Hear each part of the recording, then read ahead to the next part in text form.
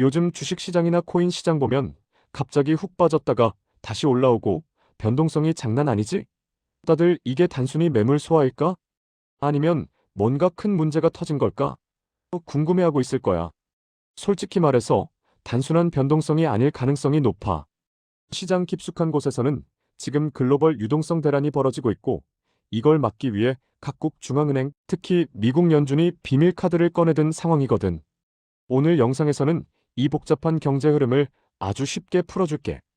왜 은행들이 현금이 말랐는지, 일본 금리 인상이 왜 전 세계를 떨게 했는지, 그리고 연준이 했던 기존 QE가 아닌 새로운 형태의 QE를 왜 꺼내 들었는지까지.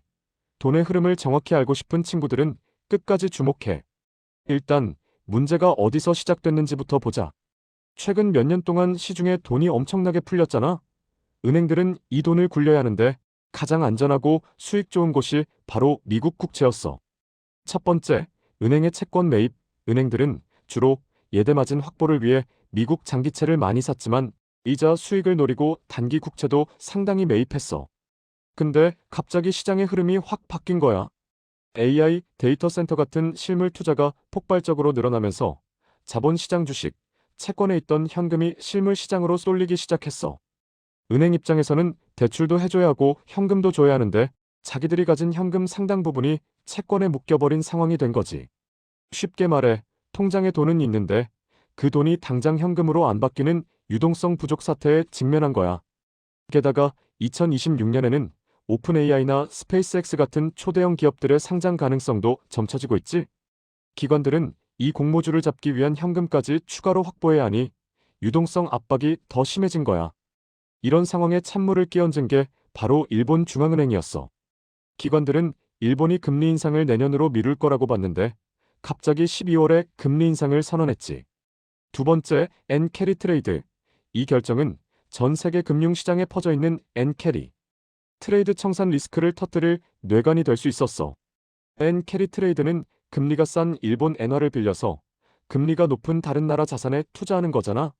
일본이 금리를 올리면 빌린 엔화를 갚기 위해 전 세계에 뿌려져 있던 일본 기관, 투자자들의 자산이 다시 일본으로 돌아가야 해. 기관들은 이미 유동성이 마른 상태인데 이 추가적인 자금까지 시장에서 빼내야 하는 상황이 된 거야. 만약 대규모 청산이 현실화된다면 주식과 암호화폐, 시장이 한 번에 붕괴될 수도 있는 파멸적인 리스크가 코앞으로 다가온 거지.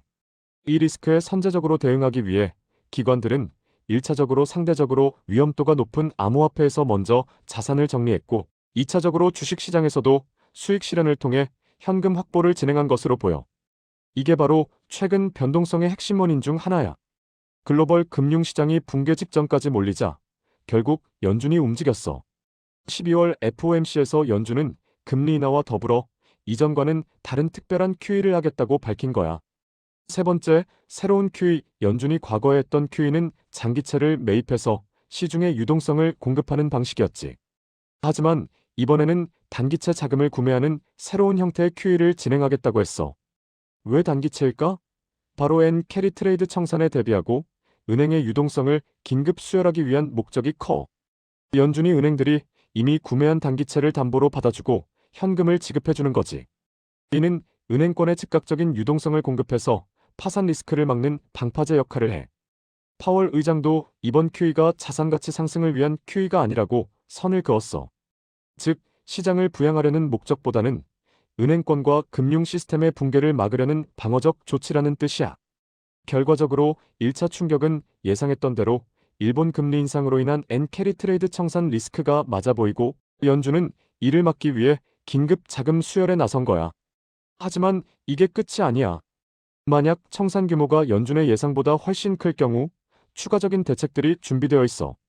예를 들어 트럼프 전 대통령이 준비했던 관세로 걷어들였던 달러를 풀어 1차 충격을 완화하거나 은행 규제를 풀어준 2.5조 달러 이상의 현금을 공급하는 등 자산시장이 경제 위기처럼 무너지지 않도록 대비하겠다는 강력한 의지를 보여주고 있어. 앞으로의 전망은 연준이 빠져나간 금액을 메우는 방어적 스탠스를 취하고 있기 때문에 당장 시장이 파멸적으로 급등하거나 전고점을 뚫는 폭발적인 상승은 나오기 어렵다고 보는 게 합리적이야. 그럼 시장은 언제 다시 크게 오를까?